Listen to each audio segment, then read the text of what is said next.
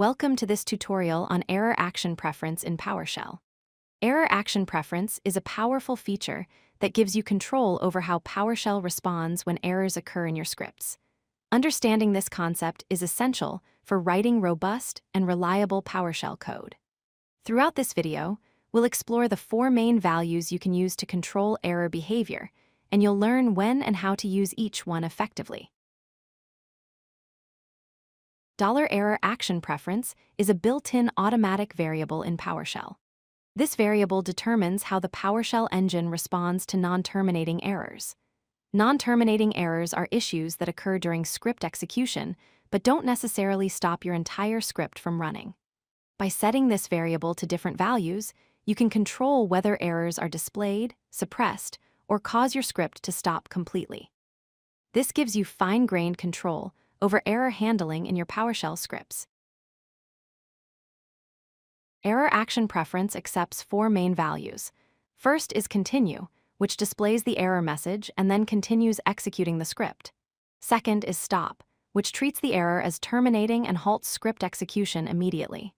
Third is SilentlyContinue, which suppresses the error message completely and continues running the script. And fourth is Inquire, which prompts you as the user to decide what action to take when an error occurs. Each of these values serves different purposes depending on your scripting needs.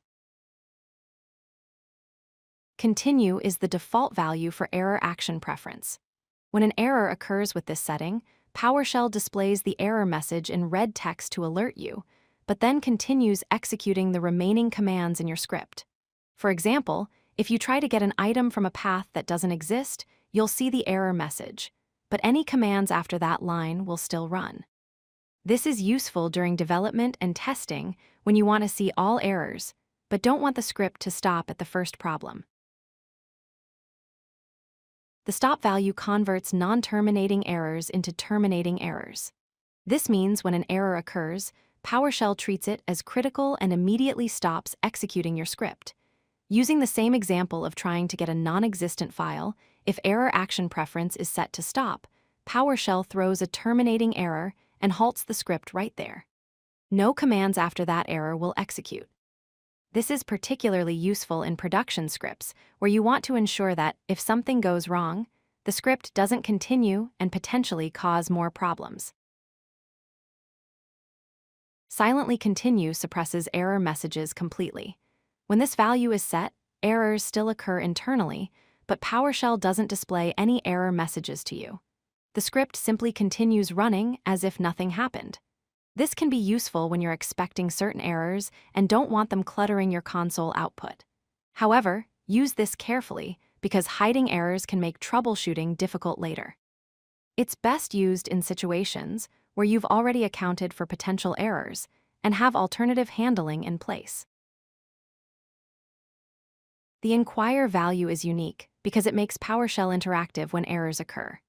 When an error happens, PowerShell pauses execution and displays a prompt asking you what you want to do. You'll be given options like continue, halt, suspend, or get help.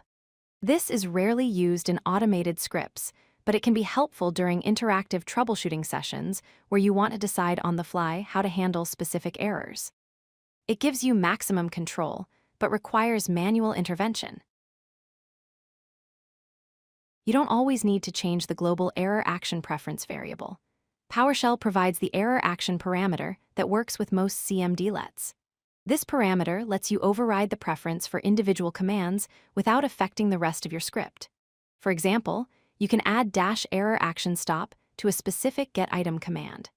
This means only that particular command will stop on errors, while other commands in your script continue using the global preference.